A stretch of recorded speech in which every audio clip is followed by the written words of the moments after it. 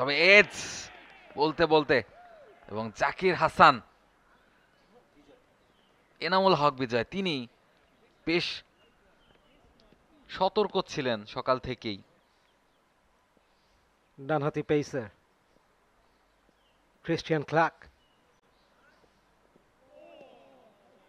সুন্দর লাইন, সুন্দর চ্যানেল, আরো সুন্দরভাবে বলটা লিভ করলেন ওখানে এনামুল হক বিজয়।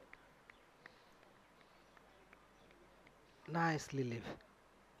সো একজন ব্যাটার, তার প্রথম দায়িত্ব হচ্ছে where is his off stump, এইটা পরিপাটি রূপে জানা, ফিল্ড সেট আপ কী আছে, কোন চ্যানেলে বল আসছে, এগুলো সব কিছু ক্যালকুলেট করেই তার শর্ট সিলেকশনসটা করতে হয়। অ্যাবসলিউটলি, এবং এই কন্ডিশনে খুব বেশি রিস্ক অফ স্টাম্পের বাইরের বলগুলোতে নিশ্চয়ই এনামুল হক বিজয় নিতে চাইবেন না। সেই কাজটাই তিনি করছেন, বডিতে আসলে সেগুলো খেলছেন সোজা ব্যাটে। এছাড়া কিন্তু অফ স্টাম্পের বাইরের বলগুলো ছেড়ে দিচ্ছেন, দেখেছেন সকালবেলাও প্রথম যখন ব্যাটিং করতে নেমেছেন একই কাজ করেছেন, অনেকগুলো লিভ করেছেন, কিছু ক্লোজ লিভও ছিল। তবে রিস্ক তিনি নিতে চাচ্ছেন না, কোনোভাবে যেন এজ না হয়। তবে এজ বলতে বলতে এবং জাকির হাসান, এনামুল হক বিজয় তিনি বেশ সতর্ক ছিলেন সকাল থেকেই। তবে এ দফায় স্ট্যাম্পের খানিকটা বাইরের বল, ফুট স্ট্যাম্প কিংবা ফুল স্ট্যাম্পের যে এরিয়াটা সেইখান দিয়ে বলটা বেরিয়ে যাচ্ছিল, ব্যাটটাকে সরিয়ে নিতে পারেননি শেষ মুহূর্তে, দ্বিধাদ্বন্দ্বে ছিলেন এবং এজ হয়ে উইকেট কিপারের গ্লাভসে ফিরতে হচ্ছে এনামুল হক বিজয়কে। পোর এন্ড, দেখুন বলটা ছেড়ে দেওয়ার মতো, এবং বলের লাইনে তিনি সাফল করে গিয়েছিলেন, শেষ মুহূর্তে জাস্ট ব্যাটটা ঝুলিয়ে দিলেন এবং ball done the rest. Outer edge লেগে উইকেট কিপারের কাছে একটা সহজ ক্যাচ চলে গেল এবং 24 রান করে ফিরছেন এনামুল হক বিজয় 37 বল থেকে। Caught behind, Mitch Hay bowled Christian Clark, 1 for 35। এবং আমাদের মনে আছে নিউজিল্যান্ড এ দল, তারা উদ্বোধনী জুটিতে 36 রান করেছিল। সো অলমোস্ট একই সময়ে উইকেট পড়লো। এবং আপনার যদি মনে থাকে, প্রথম দিন তারা বৃষ্টির আগে 11টায় খেলা শুরু হয়েছিল, 7 ওভারে 25 বিনা উইকেটে ছিল। তারপর বৃষ্টির পর যখন খেলা শুরু হয়, 12 নম্বর ওভারে গিয়ে প্রথম উইকেটের পতন ঘটিয়েছিলেন খালেদ। সো সো ফার দু দলের ব্যাটিং প্রগ্রেস মোর অরলেস সিমিলার ওয়েতে এগিয়ে যাচ্ছে। Cristian clerk strikes, early break through যেটা দরকার ছিল সেটা তারা পেল।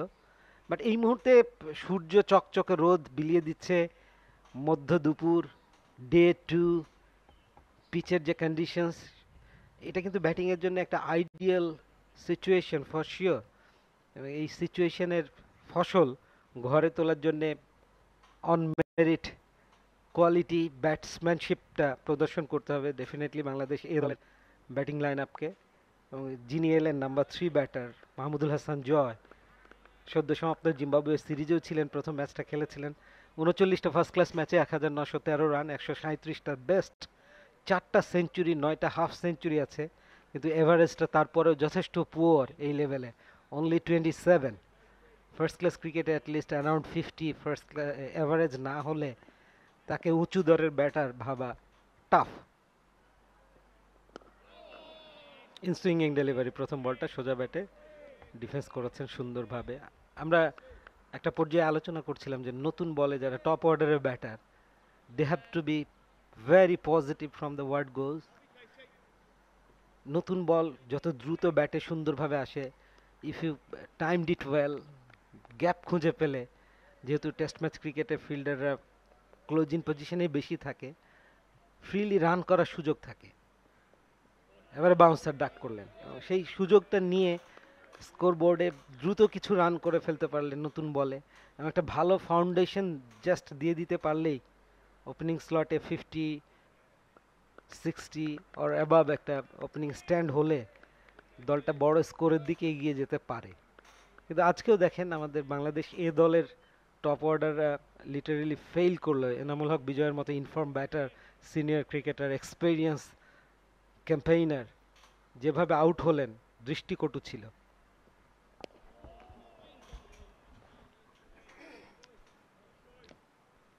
অ্যাবসলিউটলি। আর একটা ওভারের খেলা শেষ, 35 উইকেট হারিয়ে বাংলাদেশ এ দল। For more updates, subscribe to our YouTube channel and click on the bell icon. Follow us on Facebook and Instagram. Download T-Sports app to enjoy exciting games and highlights. Visit tsports.com.